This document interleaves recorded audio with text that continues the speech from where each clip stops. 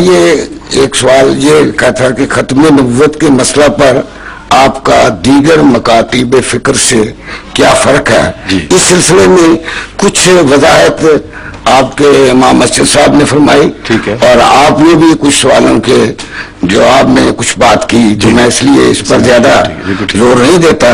تو دوسرا جو میرا سوال ہے زور دیں کہ وہ وجہ یہ ہے کہ بہت اہم مسئلہ ہے. جی اور مسلمان خواہ وہ اسلامی ملک میں رہ رہے ہوں یا غیر اسلامی ممالک میں، یورپ میں یا کسی اور جگہ، وہ میرا یہ مشاہدہ ہے کہ وہ ان کی اکثریت، سب نہیں، ان کی اکثریت ہیپوکریسی کا شکار ہے. اور اکثر ان لوگوں کو دہشت گرد، مسلمانوں کو دہشت گرد کہا جاتا ہے اور فنڈامنٹلسٹ کہا جاتا ہے. تو میں آپ کی خدمت میں اس مسئلے کے لیے، آپ نے کوئی اس کے لیے کوئی منصوبہ بنا رکھا ہے آپ کی جماعت نے، یا اس کے لیے کیا ہے؟ عرض کرتا ہوں. یہ میرا شکریہ بہت بہت. یہ دونوں سوال بڑے عمدہ ہیں. یہاں بے شک اب بیٹھ جائیں یا کھڑے رہیں، سامنے سامنے بات رہے.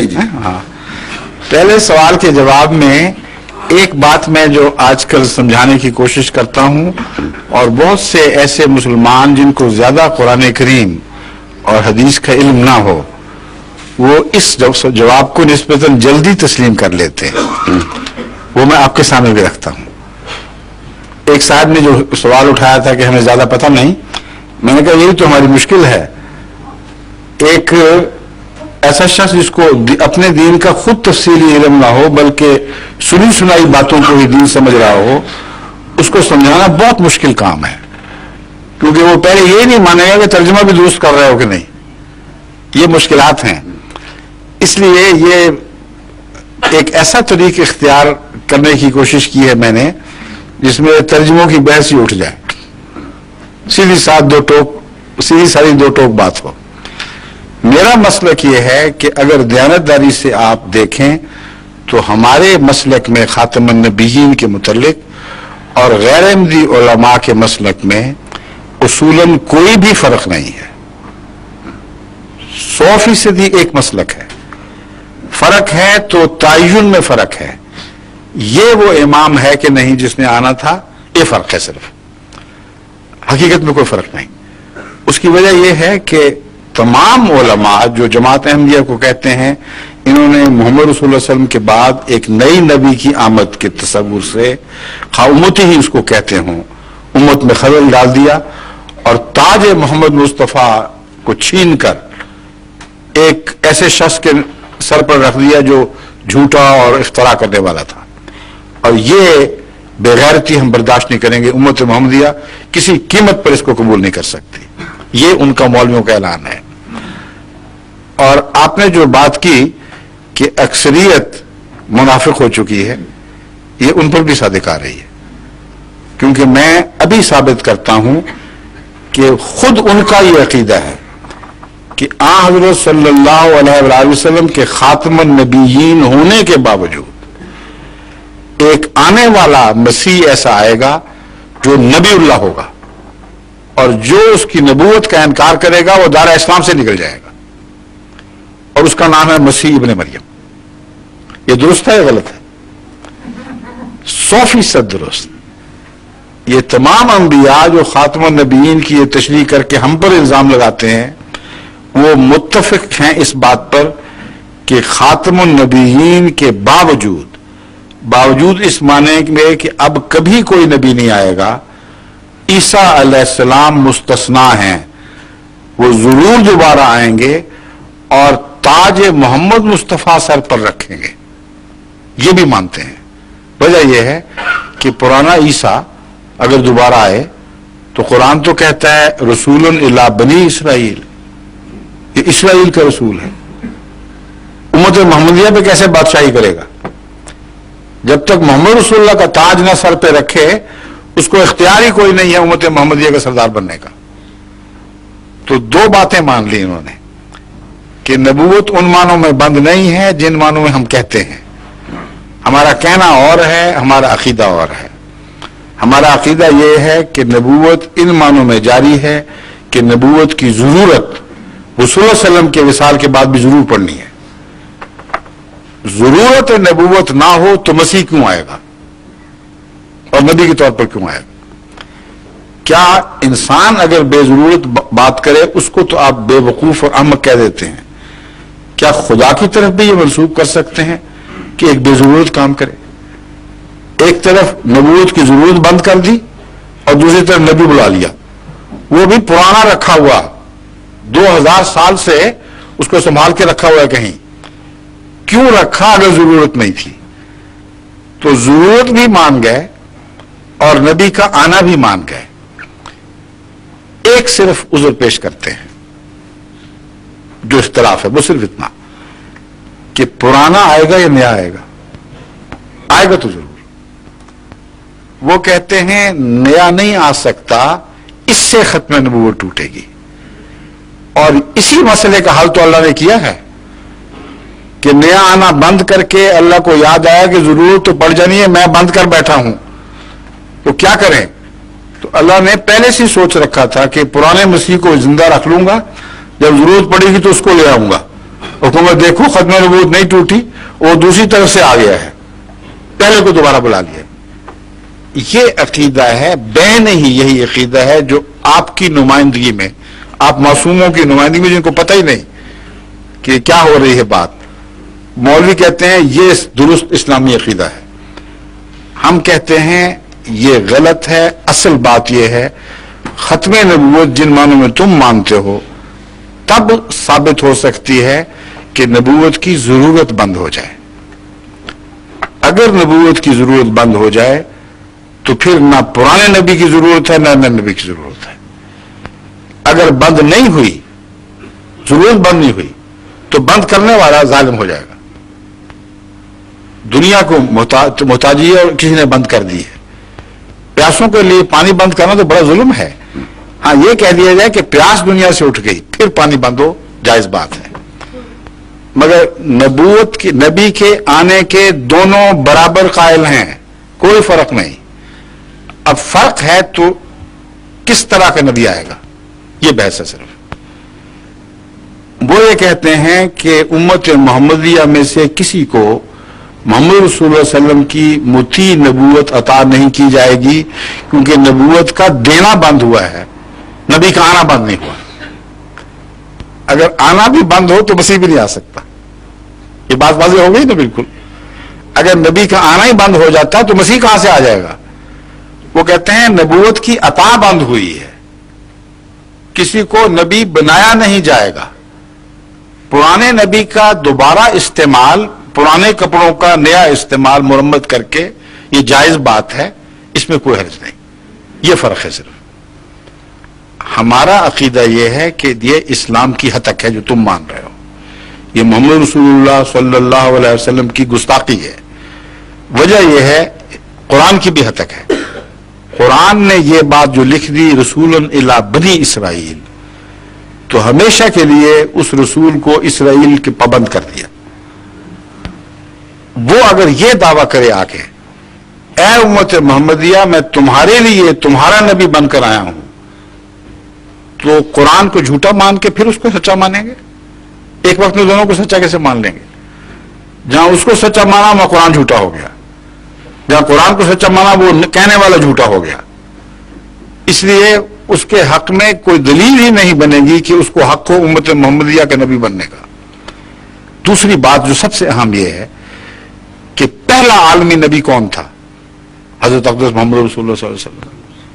عالمگیر تعلیم کس کی تھی جس کو خدا نے فرمایا قل انی رسول اللہ الیکم جميعا، یا ایھا الناس انی رسول اللہ الیکم جميعا. کہہ دے، اعلان کر دے کہ اے تمام انسانوں، میں تم سب کی طرف جمیعاً اکٹھا رسول بنا کے بھیجا گیا ہوں. کبھی موسیٰ نے اعلان کیا تھا؟ کبھی کسی اور نبی نے کیا تھا؟ نہیں کیا. تو وہ نبی خدا چن رہا ہے ان کے کہنے کے مطابق، جس کو بنی اسرائیل کا نبی کہہ کر وہاں محدود کر دیا. اب وہ جب دوبارہ آئے گا تو اسے لازماً ایک اور قسم کی نبوت خدا کو دینی پڑے گی جو عالمی نبوت ہے، اور وہ ختم نبوت کو توڑ دے گی جو ان کی ختم نبوت ہے. اگر خدا اس کو عالمی نبی بنا کے نہ بھیجے تو اس کا حق ہی نہیں ہے کہ امت مسلمہ کے معاملات میں دخل دے. اگر عالمی بنایا تو لازم ہوا کہ اس کو وہ نبوت نہیں ملی، وہ کافی نہیں تھی، اس کے علاوہ اس کی نبوت میں وسعت عطا کی گئی ہے، اس کی شان بڑھا دی گئی ہے. تو اور نبوت بنانا کیا ہوتا ہے؟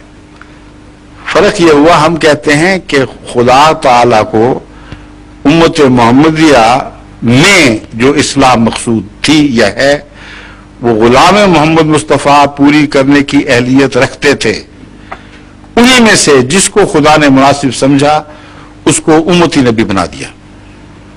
وہ کہتے ہیں غلط، باہر سے لا کر موسوی امت کے نبی کو خدا تمہاری اصلاح کے لیے لائے گا، اس میں شان محمد مصطفیٰ ہے. اب شان کیسی ہو گئی؟ ایک گھر پہ ڈاکہ پڑے، بچے کمزور ہوں، وہ اپنا دفاع خود نہ کر سکیں، ہمسایہ چھلانگ مار کے آئے اور ڈاکوؤں سے بچا لے تو بچے کہیں ہم نے تم پر بڑا احسان کیا ہے، تم نے ہمیں بچا لیا. یہ کوئی مقبول بات ہے؟ بچانے والا ہی محسن ہوا کرتا ہے. بس آخری محسن کا مضمون بھی انہوں نے تباہ برباد کر کے رکھ دیا. فیض کا آخری چشمہ محمد رسول اللہ ہے اور قرآن ہے، اور ممکن نہیں کہ کوئی پرانا نبی فیض رسانی کے لیے محمد رسول اللہ کے بعد آئے، اور جو آپ کے سچ چشمے سے ہی فیض یافتہ ہو، آپ ہی کا نور جاری کرے، وہ نبی ہو یا غیر نبی ہو، وہ ایک ہی بات ہے، بادشاہ کا خادم ہے. جو مولوی قرآن کی تعلیم جاری کرتے ہیں وہ کہاں سے نیا فیض تو نہیں لاتے نا، قرآن سے لیتے ہیں. اس میں کوئی گستاخی ہے؟ جو ولی کرتے ہیں وہ بھی یہی کام کرتے ہیں، جو قطب کرتے ہیں وہ بھی یہی کام کرتے ہیں، صدیقوں نے بھی یہی کام کیا. تو اگر امتی نبی وہی کام کرے تو گستاخی کیسے ہو گئی؟ اس نے تاج نہیں چھینا، مسیح اگر آئے گا تو وہ تاج چھینے گا. دوسری بات یہ میں عرض کرتا ہوں کہ مہدی کے متعلق وہ کہتے ہیں مہدی تو ہم مان سکتے ہیں، بعض کہتے ہیں مہدی تک تو ٹھیک بات تھی، اگرچہ اس میں بھی شک ہے، مگر نبی اللہ کیسے ہو گیا؟ چنانچہ ایک فرقہ ہمارا ہی، یہ ایک احمدیت کا فرقہ لاہوری فرقے کے نام سے آج بھی جاری ہے، جو کہتے ہیں کہ امام مہدی تک ہم جائیں گے، آگے نہیں بڑھیں گے. مسیح مان لیں گے نبی کے بغیر، امام مہدی مان لیں گے نبی کے بغیر. اول تو جب مسیح مانا اور نبی نہ مانا تو رسول اللہ صلی اللہ علیہ وسلم کے اس فرمان سے باہر نکل گئے کہ آنے والا مسیح نبی اللہ ہوگا. رسول اللہ صلی اللہ علیہ وسلم کا بھی انکار ہو گیا. دوسری بات یہ ہے کہ مہدی بغیر نبوت کے ہو ہی نہیں سکتا، عقل کے خلاف بات ہے. انہی علماء سے آپ خود یہ سوال کر کے دیکھ لیجئے، وہ آپ کو وہی جواب دیں گے جو میں ان کی طرف سے آپ کو اب دیتا ہوں. آپ ان سے پوچھیں کہ جناب مرزا صاحب تو جھوٹے ہو گئے، کوئی امام مہدی آئے گا کہ نہیں آئے گا؟ انتظار میں عمریں گزر گئی، نسلیں تباہ ہو گئیں، آئے گا کہ نہیں آئے گا؟ کیا جواب دیں گے؟ نہیں آئے گا. میں بھی منتظر کا قائل ہوں. میں سمجھ رہا ہوں آپ کا جس فرقے سے بھی تعلق ہو، اس بارے میں اتفاق ہے، امام مہدی ضرور آئے گا، درست ہے نا؟ لیکن آپ نے جو حضرت عیسیٰ علیہ السلام کے بتایا وہ سنیوں کا اعتقاد ہے، ہمارا یہ اعتقاد نہیں ہے. نہیں، میں آپ کو بتاؤں گا، آپ کا بھی ہے. نہیں، میں آپ کو بتا دوں گا، بھی ثابت کر دیتا ہوں. میرا ذاتی طور پر نہیں. ذاتی نہیں، آپ کا ہو یا نہ ہو، شیعوں کا اعتقاد ہے. اس لیے کہ وہ مانتے ہیں کہ پہلے امام مہدی ظاہر ہوگا، پھر مسیح آسمان سے اترے گا، اور اس میں تمام ائمہ کی گواہی موجود ہے.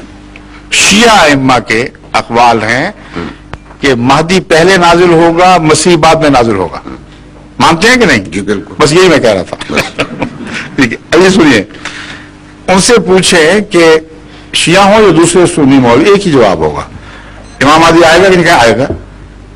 اس کو آپ انتخاب کریں گے اس کا، یا ایرانی حکومت مقرر کرے گی، یا سعودی عرب؟ یہ عہدے تو من جانب اللہ ہے، وہی بنائے گا جو امام بنائے گا. امامت جو ہے امام کوئی بندہ نہیں بنا سکتا، اللہ بنائے گا نا، اور اللہ اس کو امام مقرر کر دے گا. بھی وہی مقرر کرتا ہے، اور پھر امام بنا کر تمہیں چھٹی دے دے گا، چاہو تو انکار کر دو. اللہ جب امام بنا دے گا کسی کو تو لوگوں کو اجازت ہوگی اس کو بشک کافر جہنمی جو مرضی قرار دو، تمہیں چھٹی ہے. ہو سکتا ہے یہ؟ کبھی نہیں ہو سکتا. جو خدا کے بنائے ہوئے امام کا انکار کرے وہ محمد رسول اللہ سے کاٹا جائے گا. یہ درست ہے یا غلط ہے؟ اسی کو نبوت کہتے ہیں. نبوت کی اور تعریف کر دیں. نبی وہ ہے جس کو اللہ مقرر فرمائے. نبی وہ ہے جس کا ماننا ضروری ہو. آمنا باللہ و ملائکتہ و کتبہ و رسلہ. ہر نبی کا اقرار امت محمدیہ پر فرض قرار دے دیا گیا. غیر نبی کو ماننا ضروری نہیں قرار دیا گیا. ہے کہیں ضروری کہ مولوی کو مانو فلاں کو مانو؟ تو امام مہدی کو کیوں مانے پھر ہم؟ اس لیے ان کا حال یہ ہے کہ بات کہہ بھی جاتے ہیں نہیں بھی کہتے. جہاں امام مہدی کے آنے کا تعلق ہے جہاں تک کہتے ہیں آئے گا. اس کے خصائل اور صفات کا جہاں تک تعلق ہے کہتے ہیں یہی ہے. ہم کہتے ہیں یہ تو نبی کی تعریف کر رہا ہے تم بھول گئے ہو. جب صفات نبی کی منسوب کر دی تو کہنے میں کیا حرج ہے؟ کہتے تم کہتے ہو ہم نہیں کہتے. یہی ہو رہا ہے نا ہمارے ساتھ. اس کی وہی مثال ہے وہ پہلے بھی کئی دفعہ بیان کر چکا ہوں لیکن بڑا لطیفہ دلچسپ ہے. جنہوں نے سنا ہوگا ان کو بھی پھر دوبارہ مزہ آ جاتا ہے اس لیے کوئی حرج نہیں دہرانے میں. ایک بادشاہ کا گھوڑا بہت پیارا تھا بادشاہ کو, اور وہ بادشاہ بڑا مقتدر اور جابر بادشاہ تھا. اس کو پتہ چلا کہ گھوڑا بیمار ہو گیا, اس کا کوئی علاج ہی نہیں. اس کو بڑا غصہ آیا. اس نے کہا میرا گھوڑا اتنا شاندار بادشاہ کون ہوتا ہے اس کو مارنے والا؟ انہوں نے کہا دیکھو اگر مجھے کسی نے اطلاع دی کہ میرا گھوڑا مر گیا ہے تو میں اسے پھانسی چڑھا دوں گا. اس لیے خبردار ہے, اس کو ضرور ٹھیک کرنا ہے اور میں اس کی موت کی اطلاع سننے کا روادار نہیں ہوں گا. اب وہ سارے کھلبلی مچ گئی. رؤساء وزراء اکٹھے ہوئے, آپ کو اکٹھا کیا. انہوں نے کہا راجی کوئی نہیں, ہم کیا کر سکتے ہیں, بادشاہ کو حکم نہیں, زندگی موت پہ خدا کا حکم چلتا ہے. میں نے کہا چلے گا تو صحیح پر مرے گا کون؟ ہمیں تو صرف اس میں دلچسپی ہے. انہوں نے کہا کہ عجیب مشکل کوئی ہے نہیں. مشورے کے بعد یہ فیصلہ ہوا کہ گاؤں سے لوگ آتے رہتے ہیں شہروں میں, جو دیہاتی اب آتا دکھائی دے اس کو پکڑ لو اور اس کو کہو کہ بادشاہ سلامت کو اطلاع کر دو کہ گھوڑا مر گیا ہے. اتنی سی بات ہے. یہ بات مشہور ہو گئی تھی. وہ جس کو پکڑا اس کو بھی پتا تھا. اس نے کہا مجھے مرواتے ہو غریب کو, میرا تو کوئی تعلق ہی نہیں, تمہاری ذمہ داری تم جاؤ, ہم بیان کرتے پھرو. انہوں نے کہا نہیں یہ بات نہیں, تمہیں اختیار جو ہم دے رہے ہیں وہ دو ہیں صرف, بادشاہ کے ہاتھوں مرنا ہے یا ہمارے ہاتھوں. تیسرا اختیار ہی کوئی. انہوں نے کہا پھر مزدودوں میں بادشاہ کے ہاتھوں مرتا ہوں, مجھے کیا ضرورت ہے تمہارے جیسے کمینے لوگوں کے ہاتھوں مروں.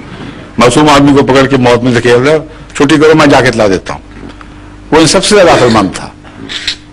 اس نے بادشاہ سے ادب سے عرض کیا ہے بادشاہ سلامت, مبارک ہو, صد مبارک ہو, آپ کا گھوڑا بالکل ٹھیک ہے. بادشاہ کی تو بادشاہ کھیل گئی خوشی سے. اچھا ٹھیک ہو گیا؟ کہا ہاں جی میں دیکھ کے آیا ہوں کہ کوئی نشانی ٹھیک ہونے کی بتاؤ تو صحیح. اس نے کہا جب میں گھوڑے کی طرف آ رہا تھا تو پہلے ایک فرلانگ سے اس کے تڑپنے کی آواز زمین سے آ رہی تھی اور زمین دھمک رہی تھی ساتھ. اب جب میں اس تک پہنچا ہوں تو بالکل ساکت و جامد پڑا ہوا ہے, کوئی تڑپ نہیں تھی. اتنا ٹھیک ہو گیا. بادشاہ کچھ گھبراہٹ تھا کہ اور کچھ بات. اور بات یہ کہ جب میں قریب پہنچا تھا تو اس کے سانس کی ایسی آواز آ رہی جیسے آرا چل رہا ہو, اور جب میں قریب آیا ہوں تو بالکل بند, کوئی آواز نہیں آئی. پھر ایک اور بات کہ دل اتنا زور سے دھڑک رہا تھا جیسے اس کی چھاتی سے نہیں بلکہ پہاڑوں سے ٹکرا رہا ہو.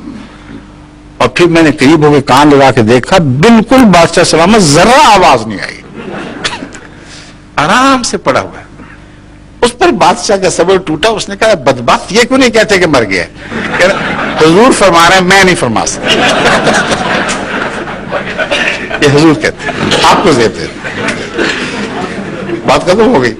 یہ مولوی ہم سے یہ کر رہے ہیں, تعریف وہ کرتے ہیں مادی کی اور مسیح کی جو لازماً نبوت کی تعریف ہے. جب ہم کہتے ہیں کہ پھر نبی کو نہیں کہتے, آپ کہہ رہے ہیں ہم نہیں کہہ سکتے.